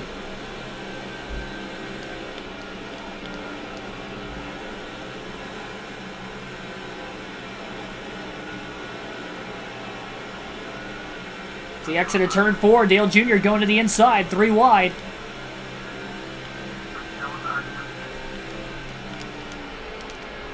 Drove it in really flat. And was just able to pull clear of the car that he drove it in deep to try and pass. Some of those passes were for position. That's another one in 3 and 4 as well. Well clear off the exit of the corner, 3 wide back behind Dale Earnhardt Jr. as well, and some more of the leaders are on pit road.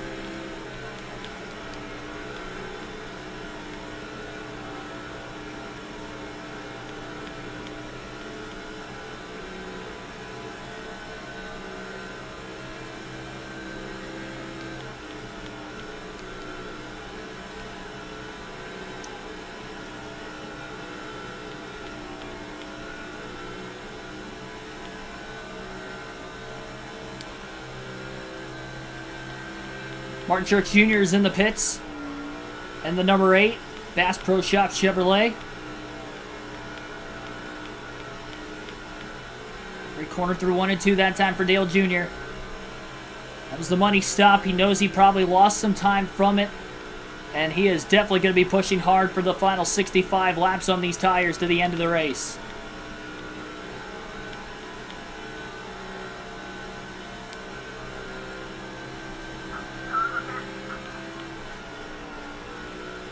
No tire management to the end here. He's trying to make up as many spots as possible and get as good of a finish as possible with it. Again, he was 9 seconds off the lead, so once everybody cycles through, we'll see just how far off the lead Dale Jr. will be after that. We'll go back to the Ford chase cam for the rest of the race following turn 4 this time.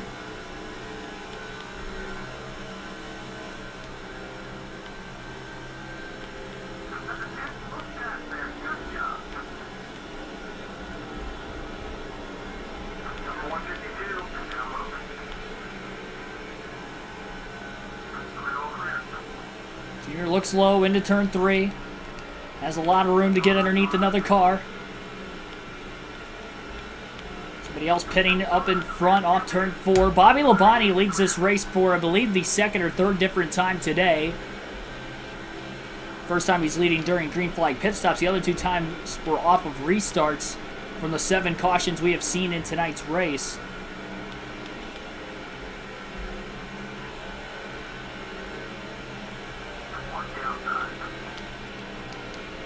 Junior's made most of the passes on the racetrack in turns 1 and 2 today, but that's 2 laps in a row. He's made a pass in 3 and 4. The car he just passed got in a wall off the exit of the corner as well. So he got trapped in the dirty air behind Earnhardt. It's really spacing the field apart right now, too. I have a bad feeling Dale Jr. is going to be more than 9 seconds off the lead. A 23-second stop is just brutal.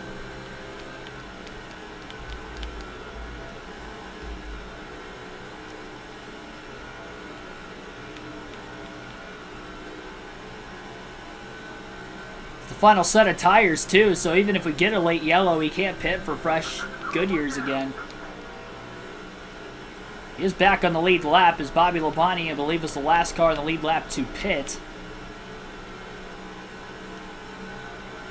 Carl Edwards back out in front at the Atlanta Motor Speedway.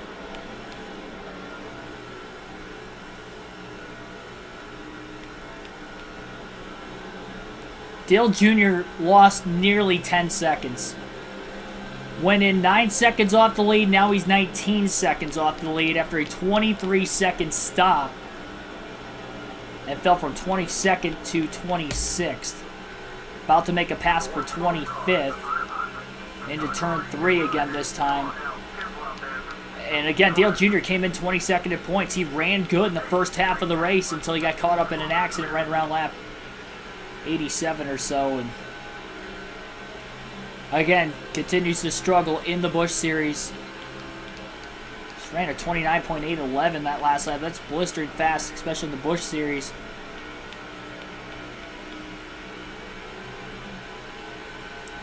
And it just does not matter though at this point in this juncture of the race.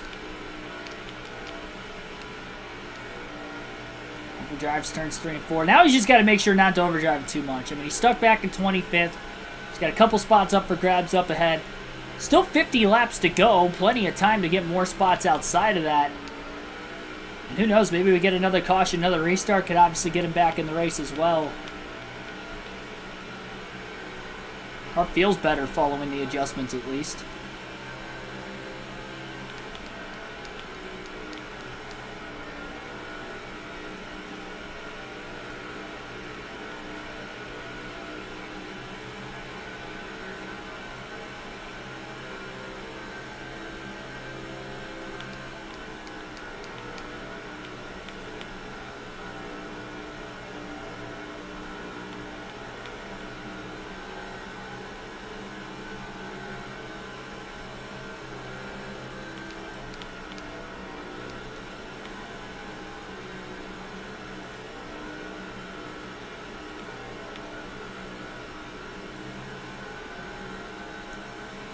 Need Harry Potter's firebolt. What, on our tire changer? We're blowing the pit stop.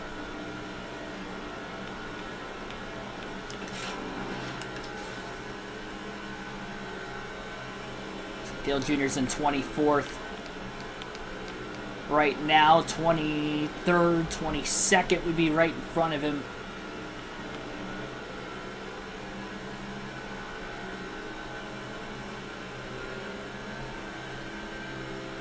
Got a pretty big run into turns 1 and 2 this time.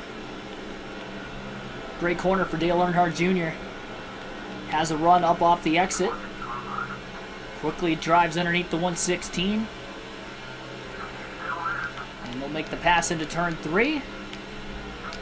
Slides clear for 23rd. 116 car just got in the wall off the exit of the corner.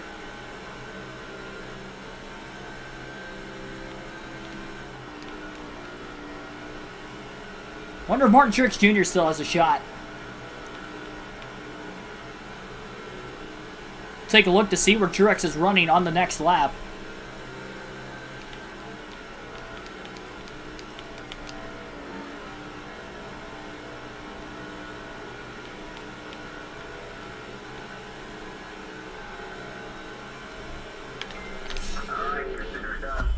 Taking a little bit of a field pass. Truex is in 5th. Even the 5th place car, Martin Truex Jr. is about 5.4 seconds off the race lead.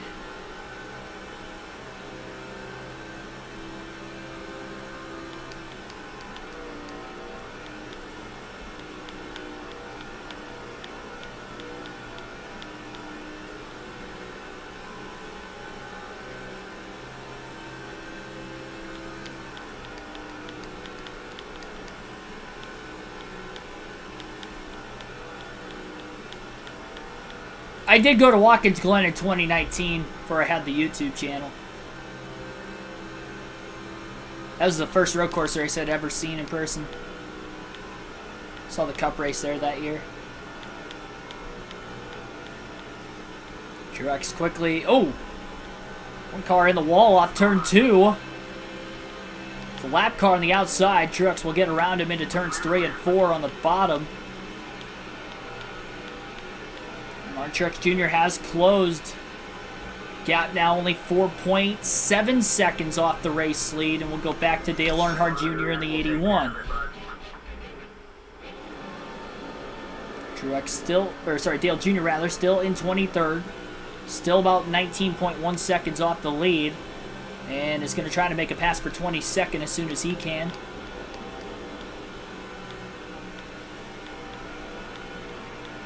I was at Pocono last season for the doubleheader. So I actually got to see 2 Cup races there. Haven't been to Sonoma.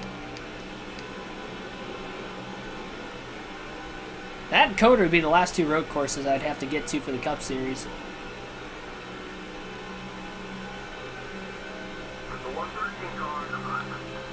Dale Earnhardt Jr. Gonna battle his way up to 22nd, it looks like, through turns 1 and 2 with a nice easy pass. He's praying for a caution now because it's going to be a while before he catches anybody else for position. He hasn't taken off well on the restarts today, but it would definitely be a lot closer of a gap behind the leader and other cars, more than 19 seconds, give or take.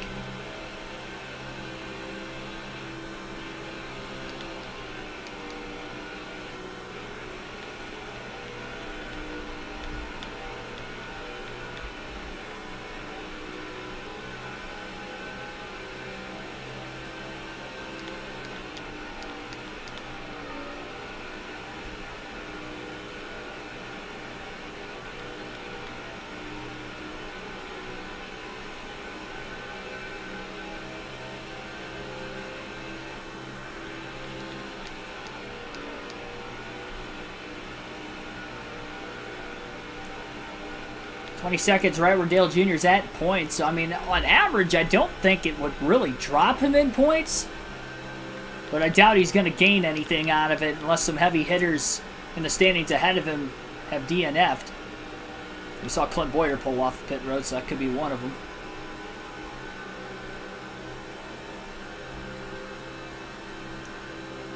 Put the scuffs on the car if we get another yellow.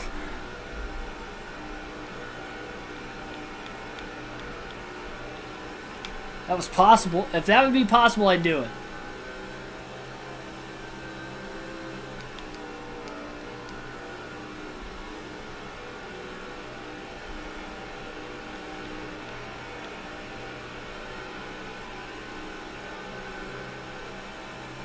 Slowly pulling away from the car he just passed a couple laps ago. The problem is definitely not reeling in Carl Edwards at all.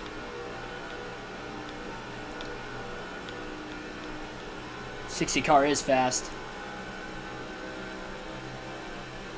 I don't believe Edwards has won a race this season. He's trying to get his first win. The way the cautions laid out today, having 7 of them and in the way that we had them, this is not going to be a fuel mileage race. Everybody will be able to make it to the end, no problem. It'll be close for a lot of drivers. They should be able to make it.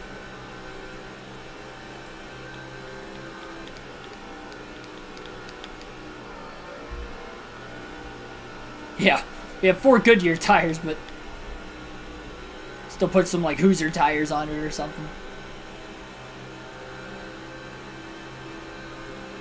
You never know, 35 to go. It's a long ways left in this race. It's definitely the longest green flag run of the day so far. Almost 80 laps.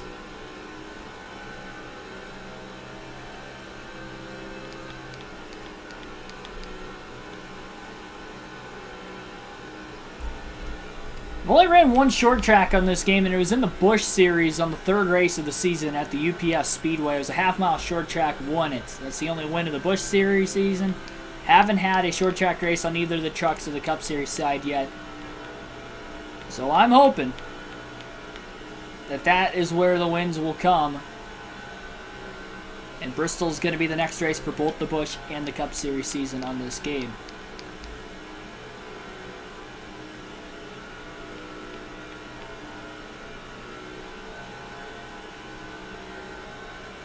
Modified tires.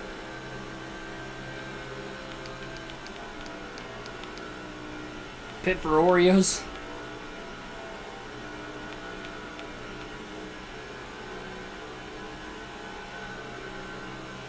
Now you guys are thinking outside the box. Way outside the box. Stinks because handling this car in clean air is so fast. It's so good. I mean, he's actually gaining ground on Edwards now. He's putting together some really good laps himself. Obviously far too far behind. He would have to be about a half a second or so faster than Edwards from now to the end of the race to catch him. He's only a tenth or two quicker a lap.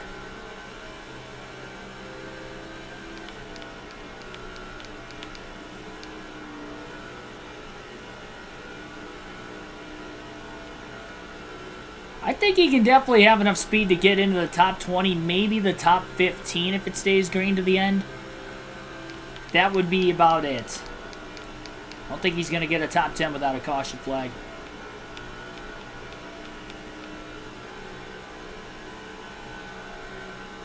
$30 to go for Carl Edwards. Trying to win a Busch Series race at Atlanta in the 2005 season like he did in real life in the same year. Trying to replicate history. And that number 60. The 29.8 that last lap for Dale Jr. And he has put together some good laps. So loosening up on the longer run quite a bit, which is obviously what he ended up doing about 30 plus laps into the opening run of the race with this same setup on this long of a tire stint.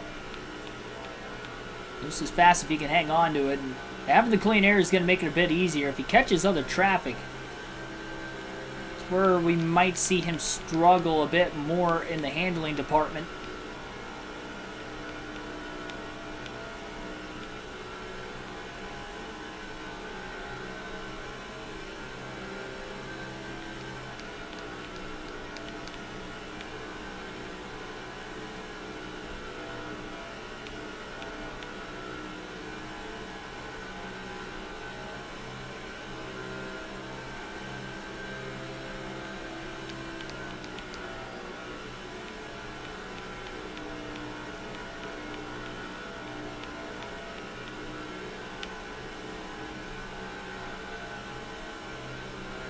Like Days of Thunder Pit for ice cream.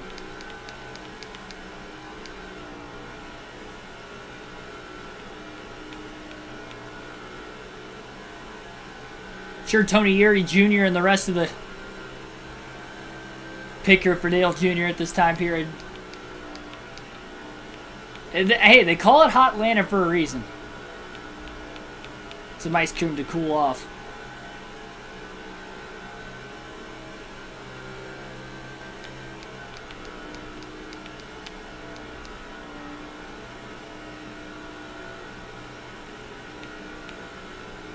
Edwards seems to be pulling back away from Dale Jr. a bit more. I think Edwards might have just been caught in some heavier lap traffic, and that's why Dale Jr. is even remotely closing in on him. Seen the lead swap hands quite a few times on restarts, though, so would not be surprised if somebody got around the 60 if we did get a late race yellow.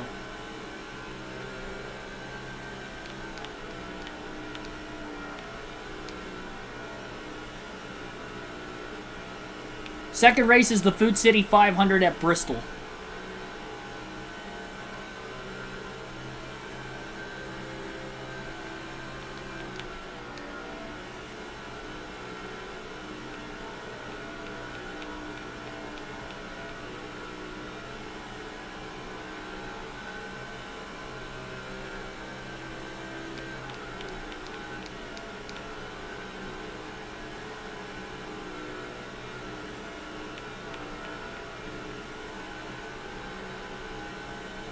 Little bit of a break between races, and then we'll end up getting that second race of the doubleheader underway tonight.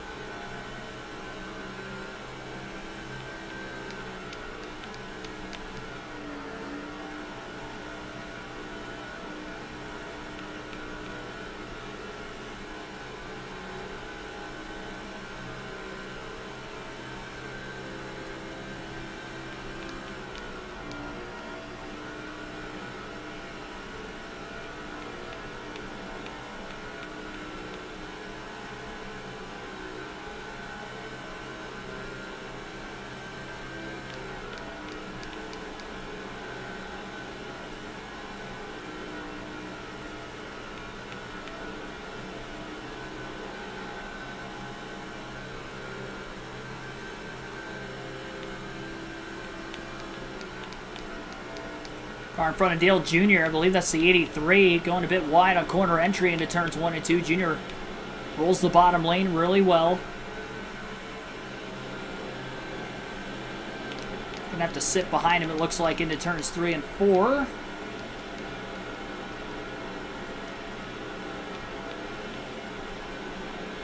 Now looks to the bottom on the front stretch.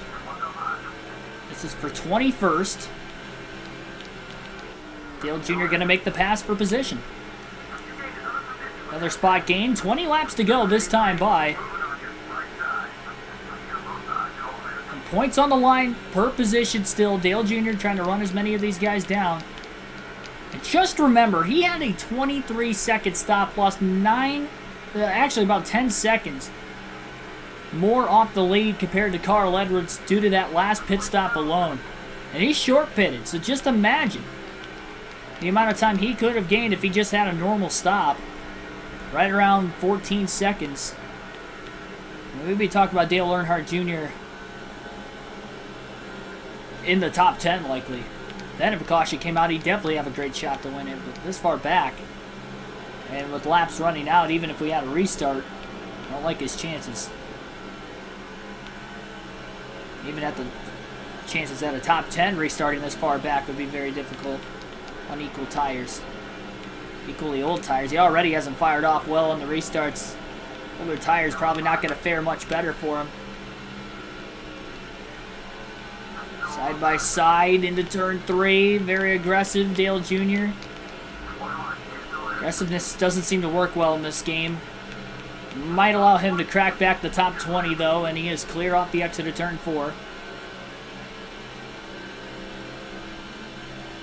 Get 1 car per lap I can win. The problem is I'm 18 seconds off the lead and the cars are going to be more and more spaced out every time I pass them.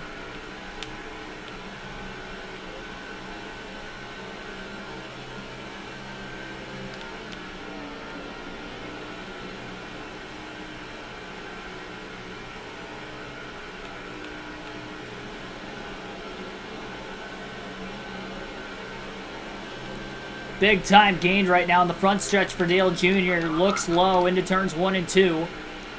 Sticks the corner perfectly, and that will be a pass for 20th. And actually, that was a lap car Dale Jr. just passed, so he was in 20th before that. Fortunately for Dale Jr., does not gain a position out of it. 17.7 seconds off the lead now.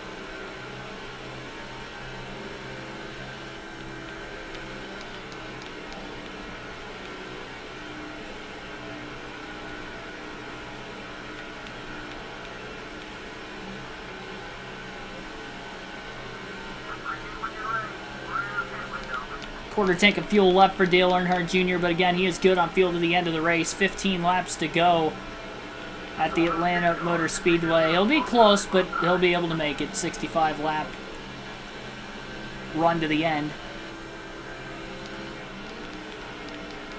And he pitted right when the window opened. Nice to Monkey 92 Hammer, welcome to the stream. I'd say it was a good race last night.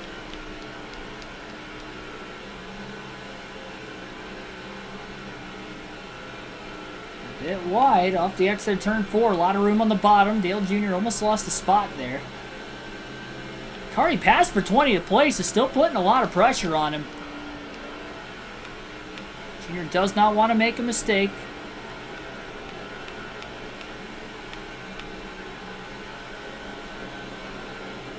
Still continues to push hard. Both the right side tires in the yellow. Tire wear indicator. Dale Jr. looks low on the front stretch. Into turns 1 and 2. That's a pass for 19th. With 13 laps to go. 12 to go now at the front of the field for Carl Edwards in the 60.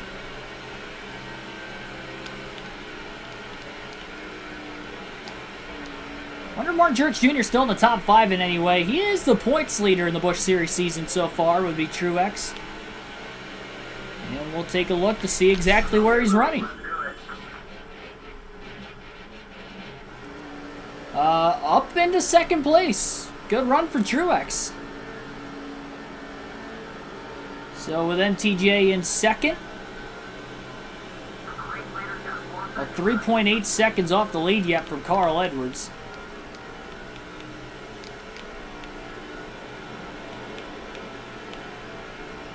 Trying to get around a lap car.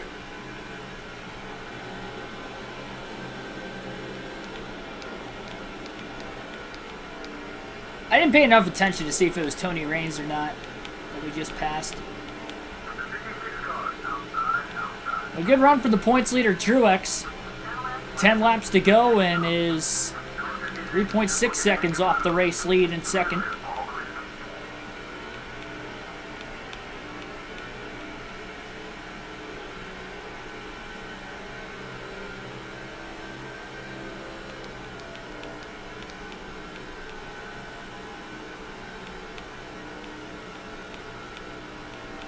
Drive is Dale Earnhardt Jr. for the rest of this race. Truex just less than 3.5 seconds off the lead, closing a bit, but I think he's running out of time considering how far off the lead he is. Dale Jr. still in 19th right now. 17.9 seconds back.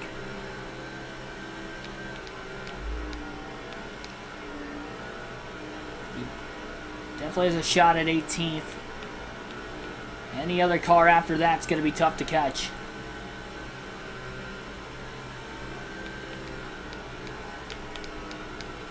This late in the run, the car is just getting really, really loose. 1/8 of a tank of fuel left. 8 laps to go. 7 for Edwards this time by. Couple cars running close to one another off the exit of turn 2, side drafting each other quite a bit on the back straightaway. Dale Jr. passes the next 4 cars. He could get a top 15, assuming that all those drivers are on the lead lap.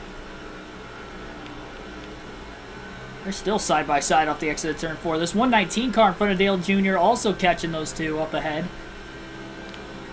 Still side by side into 1 and 2. The car goes really wide now. Jr. hopped up the track just a bit in the dirty air. Affecting more and more on older tires for sure. Big block up towards the outside lane. Cars barely keep it off the wall. Not going to get a lot of momentum up there at Old Atlanta, at least in this season. Now they're 3 wide into turns 1 and 2. One car up the middle. And they were actually both a lap down, so none of those cars were passed for position for Junior's sake. They were both a lap down, so never mind it getting the top 15. Coming to 5 laps to go this time by as well, so we're getting late enough in this race that even if a caution comes out, it may end under the yellow. Left rear tire in the yellow now for Dale Jr. 5 laps remain. That's Miller potentially in the 21 car, and 119 definitely the one in front of Dale Jr. right now. Looking to the inside. Both going to try to get around Miller through 3 and 4, it looks like. Jr. going up the hill quite a bit. Miller had enough room to keep it off the wall. That was a pass for 18th. Aggressive slide job by Dale Jr. Into 1 and 2. 119 closes the door on him in a battle for 17.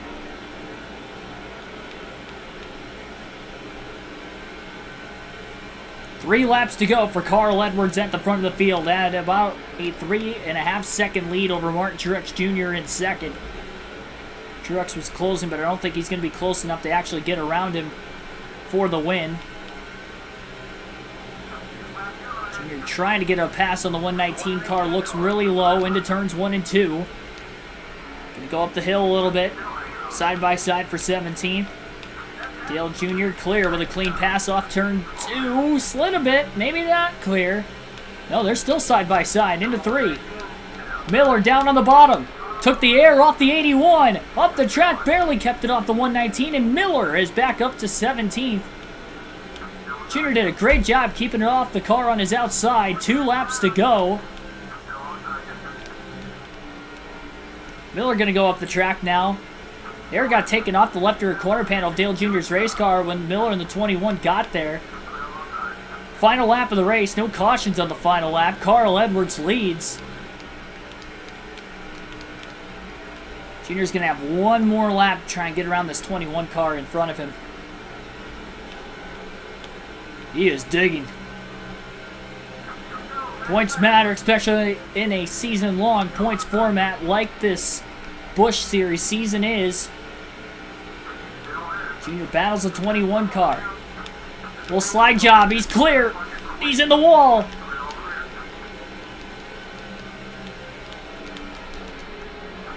Trying to park it on the bottom. Off the exit of turn 4. It's going to be a drag race back to the line with the 21. A little bit of contact. And he'll make the pass for 17th. Hey, hey, hey. That was a handful the last lap and a half or so. But Carl Edwards, congratulations to him. He'll get the win at the Atlanta Motor Speedway today. And just looking back right now, that is the first win for Carl Edwards in the Busch Series season. So 5 different winners in the first 5 races with Edwards winning today. And we have had Cup Series regulars win 3 of the 5 races now with Edwards winning this race. So, I'll check out the point standings and the rest of the finishing results, of course, as well. 104 laps led today for Carl Edwards. Max points day, leading the most laps and winning the race. Martin Truex Jr. didn't lead a lap, but finished in second. Started 8th. Good, consistent day for him. Stayed out of trouble. Mark Martin ends up finishing 3rd with 1 lap led. 49 laps led for Matt Kenseth, most of them very early on in the day. Still finished 4th. J.J. Yaley rounds out the top 5 at 5th. Irvin finishes 6th. The highest running fantasy driver, Kenny Wallace, 7th. Kyle Busch in 8th.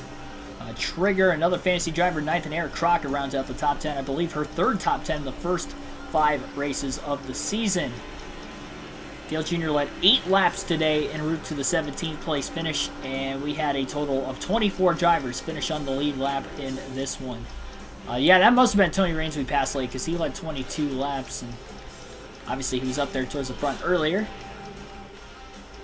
When we were up there, Marshall, Shields, Lyons, Ryan Newman, Bobby Labonte, all blue engines in today's race, and all failed to finish. So it looks like 5 drivers DNF'd in this afternoon's race, and about a 2.5 second margin of victory. Also had 7 cautions for 21 caution laps, 20 lead changes. 2.7 seconds was the margin of victory. 2 hours, 11 minutes to get the race in today. And 141.88 miles an hour was the average race speed. So we'll take a look at the point standings before we end this stream. Again, second race of the doubleheader coming up yet today. More Cup Series action. Tropical Oasis 200 at the Mr. Clean Speedway will be the next race of the Busch Series season. 197 lapper. I think that's actually at Rockingham, but they renamed the speedway because Rockingham was no longer a thing. So I believe it's technically Rockingham as our next Busch Series race.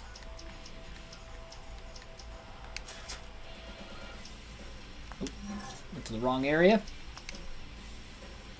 So 65-point lead now for Martin Truex Jr. Extends it over Aaron Crocker with a second place finish, and Crocker finishing in 10th.